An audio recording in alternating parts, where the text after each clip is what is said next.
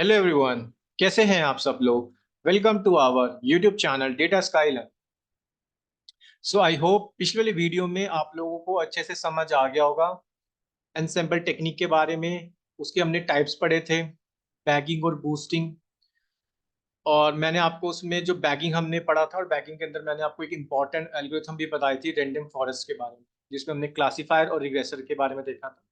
सो वो तो था इसका इंट्यूशन, जिसमें हमने थ्योरी में इसको अच्छे से समझ लिया था। सो इस वाली वीडियो के अंदर देखेंगे, इसको इम्प्लीमेंट करेंगे एसकेएलएन के साथ। सो मैं दोनों को बताऊंगा आपको, classifier as well as regressor. So सबसे पहले देखते हैं क्लासीफायर के बारे में। सो यहाँ पे मैंने किया क्या है बेसिकली, जो कॉमन स्टेप्स है, राइट। क्योंकि अब तक आप इतनी सब चीज़ों के बारे में देख चुके हैं तो ये सब चीज़ें आपको अच्छे से अब समझ आ रही होगी। सो मैंने क्या किया है, जो कॉमन स्टेप्स है ना, राइट, वो मैंने पहले से लिख दिए ताकि मैं आपको मेन कंसेप्ट ही बताऊं इसमें।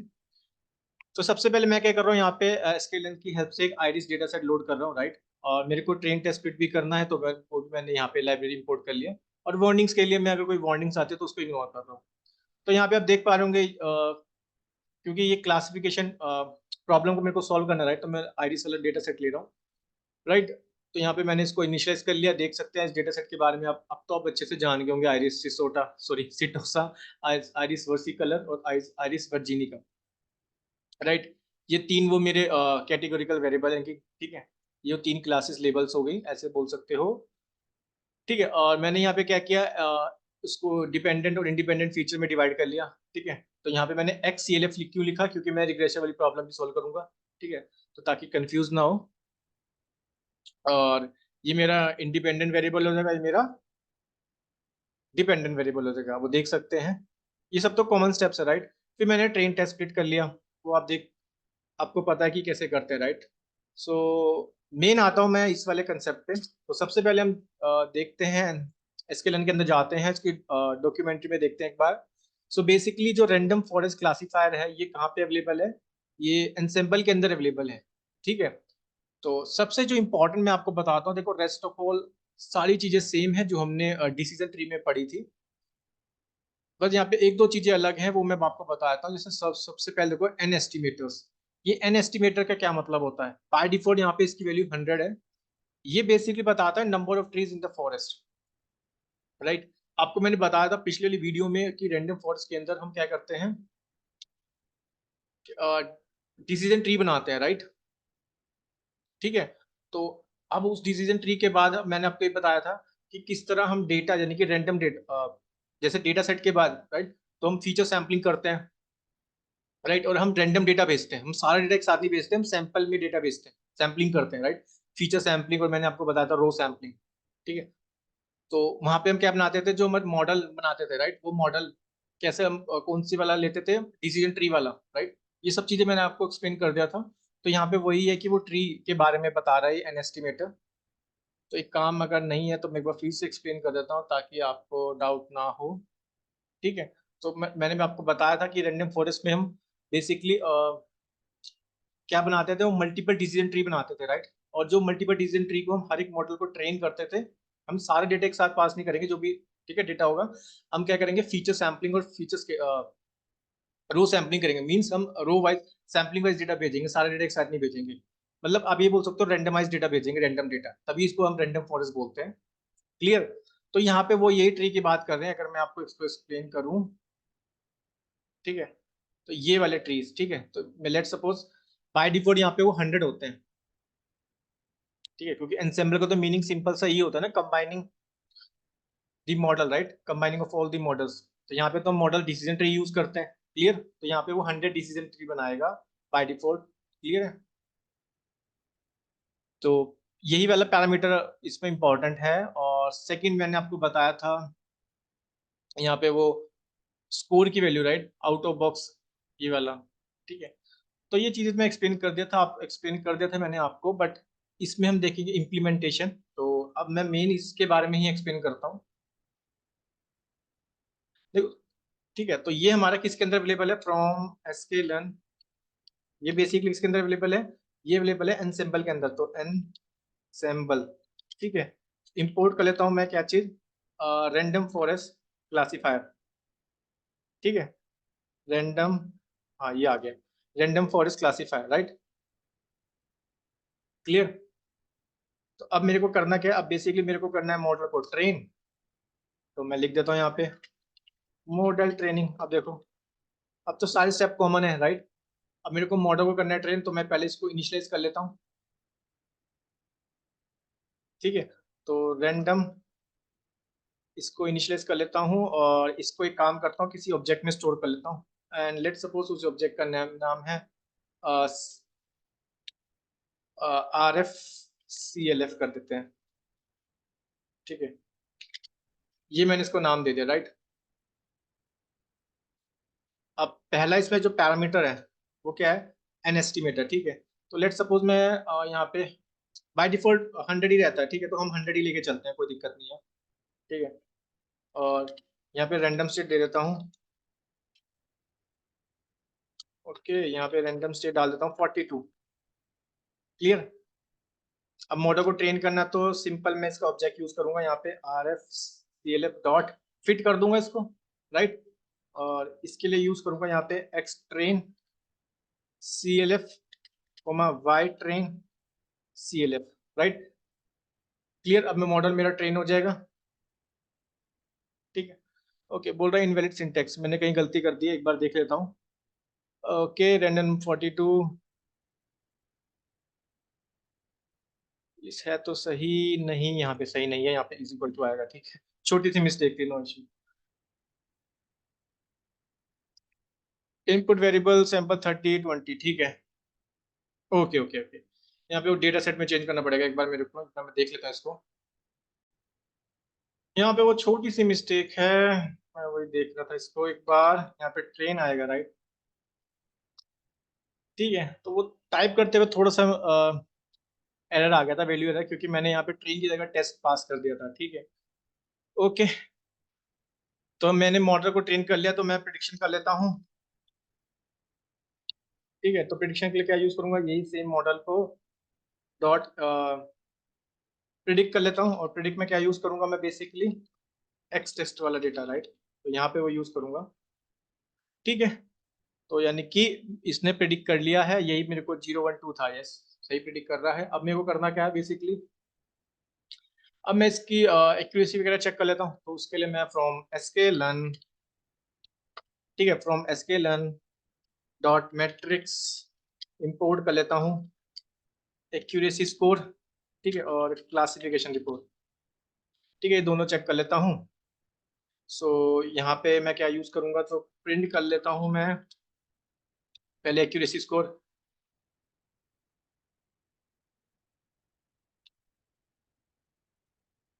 और एक काम और करता हूँ ना, इसको बाय प्रिडिक्ट में स्टोर कर लेता हूँ। ठीक है, क्योंकि मेरे को जरूरत पड़ेगी एक्यूरेसी स्कोर। ओके, यहाँ पे लिख लेता हूँ Y test. Okay, C L F में था। ठीक है, सिमिलरली वो था वाई प्रिडिक्ट।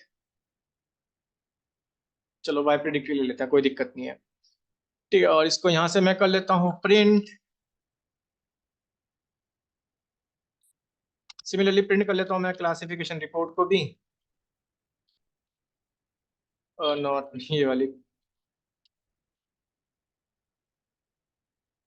क्लासिफिकेशन रिपोर्ट, यहाँ पे भी पास कर देता हूँ ये वाला वाई टेस्ट CLF और वाई प्रिडिक्ट। ठीक है, इसको रन करते हैं। तो देखो एक्यूरेसी तो बड़ी 100% ही आ रही है। ठीक है, काफी बढ़िया डेटा सेट है, राइट। इसमें कोई मिसिंग वैल्यू नहीं है अच्छे से, क्योंकि ये तो हमने डेटा सेट, हम एक डमी डेटा सेट यूज कर रहे हैं। बट आप जब कंपनी में रियल प्रोजेक्ट्स पे काम करोगे, राइट, वहाँ पे तो आपको पहले हर चीज करनी पड़ेगी। बट वो हमें पता है कैसे करते हैं, राइट। फीचर इंजीनियरिंग कैसे करते हैं, ईडी वगैरह कैसे करते हैं, वो भी हमने अच्छे से पढ़ लिया। बट जब हम एंड टू एंड प्रोजेक्ट्स बनाएंगे ना, तो उसको भी हम वहाँ चीज वो रिपीट करेंगे। ठीक है, यहाँ तो सिर्फ हम चीजों को सीख रहे हैं। ठीक है, एल्गोरिथम के बारे में पढ़ रहे हैं, उसको इंप्लीमेंट कर रहे हैं एसक्यूएल से, क्योंकि ये सब ज्यादा, ये सब इंपॉर्टेंट है। पहले ही अगर आपको ये सब समझ आएगा ना, तभी आप एंड टू एंड प्रोजेक्ट पे काम कर सकते हो कि हमें कौन सी एल्गोरिथम को यूज करना है। क्योंकि उसके लिए सबसे पहले आपको हर एक एल्गोरिथम को अच्छे से समझना होगा, राइट। क्लियर। ओके, तो देख सकते हो आप एक्यूरेसी भी काफी बढ़िया आ रही है, राइट। तो ये तो था मेरा बेसिकली क्लासिफिकेशन प्रॉब्लम। तो यहाँ पे वो 100 ट्रीज बना रहा है, तो इसके लिए हम कर क्या रहे हैं बेसिकली, ठीक है। इस क्लास वहाँ पे वो 100 डिसीजन ट्री बना रहा है, ठीक है। तो 100 डिसीजन ट्री को कंबाइन करेगा, और यानी कि जो भी मेरे पे डेटा सेट है, राइट, वो सारा का सारा नहीं जाएगा, हर एक डिसीजन ट्री के लिए रैंडम डेटा जाएगा, आप ये समझ सकते हो। इवन फीचर्स भी, ठीक है, फीचर भी क्लियर। और हर एक डिसीजन ट्री अपनी आउटपुट देगा। अब क्लासिफिकेशन में क्या होता है कि आउटपुट देने के बाद हम फाइनल प्रिडिक्ट कैसे करते हैं, उन सबको एग्रीगेट करते हैं। एग्रीगेट करने के बाद जिसमें भी मेजोरिटी ऑफ वोटिंग का कंसेप्ट पता है, राइट, जिसकी भी ज्यादा होगी वो वाली लेबल या फिर वो वाली फाइनल आउटपुट होगी। क्लियर, कितना इजी है, राइट। अब रैंडम फॉरेस्ट रिग्रेशन की बात करते हैं, तो यहाँ पे भी मैं एक बोस्टन डेटा सेट ले रहा हूँ, राइट, हाउसिंग वाला। तो यहाँ पे तो बेसिकली मेरे को वो प्रिडिक्ट करना है कंटिन्यूस वैल्यू, राइट। अच्छा, इस केस में क्या होगा, लास्ट इसमें एग्रीगेट करने के बाद बेसिकली वो करेगा क्या, उसका मीन निकालेगा, राइट। क्लियर, क्योंकि ये कंटिन्यूस प्रॉब्लम है, यानी कि रिग्रेशन प्रॉब्लम है। तो यहाँ पे भी मैं क्या करता हूँ, सेम वही यूज कर लेता हूँ कि भाई एसके लन से फ्रॉम एसके लन, ये किसके अंदर होगा, इंसेम्बल के अंदर होगा, राइट। और मेरे को इंपोर्ट करना है यहाँ पे, सॉरी, मेरे को इंपोर्ट क्या करना है, मेरे को इंपोर्ट करना है यहाँ पे रिग्रेसर वाली, ठीक है। तो उसको हम बोलते हैं रैंडम फॉरेस्ट रिग्रेसर। क्लियर। अब मैं करूंगा मॉडल को ट्रेन, यानी कि मॉडल ट्रेनिंग, ठीक है। अब मॉडल ट्रेन कैसे करूंगा, सबसे पहले रैंडम फॉरेस्ट जो है इसको इनिशियलाइज कर लेता हूँ, ठीक है। और यहाँ पे भी सबसे पहले एन एस्टिमेटर की वैल्यू, लेट सपोज मैं 100 ही डिसीजन ट्री बनाना चाहता हूँ, और रैंडम स्टेट मैं 42 दे देता हूँ, ठीक है। और इसको भी मैं इनिशियलाइज कर लेता हूँ, लेट सपोज आर एफ, इसका हम नाम दे देते हैं रिग्रेसर, ठीक है। क्लियर, पिछली बार हमने यहाँ पे टेस्ट डेटा पास कर दिया था, राइट। वो तभी मैं सोचूं डेटा वो पॉइंट्स गलत क्यों बता रहा है, ठीक है। तो R F regressor dot fit, ठीक है। यहाँ पे डालूंगा मैं X train regressor, comma Y train regressor, ठीक है। फिर से यहाँ पे टेस्ट ले रहा है ना, यहाँ पे ट्रेन आना चाहिए, ये फिर से वो मैं टैब प्रेस कर रहा हूँ तो वो ऑटोमेटिकली वाला ले रहा है, कोई दिक्कत नहीं है। क्लियर। तो अब हमारा मॉडल ट्रेन हो गया, अब हम इससे कर लेते हैं प्रिडिक्शन। क्लियर। तो वो मैं कैसे करूंगा, सिंपल है भाई, जो मेरा ये मॉडल बना आर एफ डॉट रिग्रेसर, इसमें प्रिडिक्ट कर लूंगा मैं क्या चीज, यहाँ पे डाल देता हूँ एक्स टेस्ट रिग्रेसर, और एक काम और करता हूँ, इसको स्टोर कर लेता हूँ मैं X, sorry Y predict, okay Y predict R G कर देता हूँ, ठीक है, कोई दिक्कत नहीं है। ठीक है, अब मेरे को यहाँ पे वो एक्यूरेसी वगैरह देख लेता हूँ, इसमें तो R2 स्कोर देखेंगे, और MSC देख लेता हूँ फ्रॉम एसके लर्न, क्योंकि ये रिग्रेशन प्रॉब्लम है, राइट। मैट्रिक्स इंपोर्ट कर लेता हूँ मैं, क्या क्या चाहिए मेरे को, एक तो चाहिए R2 स्कोर, और एक चाहिए मेरे को ये, यहाँ पे कैसे आ गया, ठीक है, R2 स्कोर, और मेरे को चाहिए MSC, यानी कि mean square error, mean square error, ठीक है, सब पूरा लिख लेता हूँ, कोई दिक्कत नहीं है यार।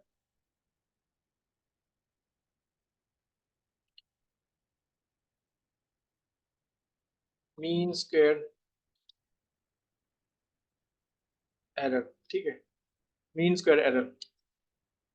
सो अब मैं क्या करता हूँ, यहाँ पे सिंपल प्रिंट कर लेता हूँ, क्या चीज भाई, R2 स्कोर को उसमें डाल देता हूँ मैं, एक तो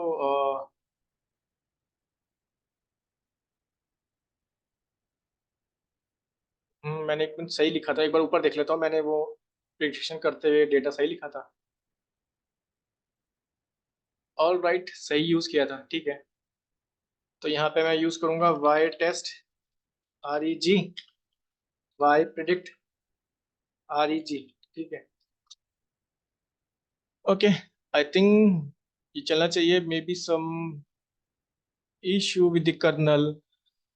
ओके, थोड़ा सा इसे वेट करता हूँ। ओके, चल गया है, आप देख सकते हो उसका एक्यूरेसी, यानी कि कितनी आ रही है, 89% आ रही है, ठीक है। अगर मेरे को जानना हो यहाँ पे दूसरा क्या था, मीन स्क्वायर एरर, राइट। तो मीन स्क्वायर एरर भी चेक कर लेते हैं, कोई दिक्कत नहीं है। Y test R E G comma Y predict R E G, ठीक है। R two score score not defined okay, यहाँ पे 2 बार आ गया, ठीक है। तो देख सकते हो वो एरर आ रहा है 7.9, क्लियर, क्योंकि वो एरर 0 नहीं होनी चाहिए, राइट। कुछ ना कुछ तो एरर होता ही है, राइट, प्रिडिक्शन वैल्यू और एक्चुअल वैल्यू में, यानी कि टेस्ट डेटा में और प्रिडिक्टेड वैल्यू में, राइट। एक बार आप देख भी सकते हो, मैं दिखा देता हूँ एक बार। तो ये था मेरा basically Y predict R E G, ठीक है। ये था मेरा एक्चुअल डेटा, और सॉरी ये था मेरा प्रिडिक्टेड डेटा, और ये था मेरा actual data are E G, ठीक है। तो देख सकते हो अब थोड़ा अंदर थोड़ा तो डिफरेंस होता है, राइट, थोड़ा तो वो एरर होता है, that's why. Clear, I think वो आपको अब ये अच्छे से समझ आ गया होगा। तो इसी के साथ हमारी रैंडम फॉरेस्ट वाली एल्गो भी होती है कंप्लीट, ठीक है। बैकिंग हमने पढ़ लिया। अब हम देखेंगे इसमें और जो एल्गो आती है हमारी, राइट, एक्जी बूस्ट, अडा बूस्ट, ठीक है। ये भी काफी ज्यादा इंपॉर्टेंट है, वो हम पढ़ेंगे बूस्टिंग टेक्निक के अंदर। सो वो हम स्टार्ट करेंगे कल से। सो आई होप आप सब लोगों को अब अच्छे से डेटा साइंस समझ आ रही होगी, ठीक है। सो इसी तरह बने रहिए मेरे साथ डेटा साइंस की जर्नी में। एंड अगर वीडियो से सीखने को मिल रहा है, चैनल को लाइक करें, सब्सक्राइब करें, ठीक है। मैं मिलता हूँ आपको अपने नेक्स्ट वीडियो में एक नए टॉपिक के साथ। So see you all in my next video. Thank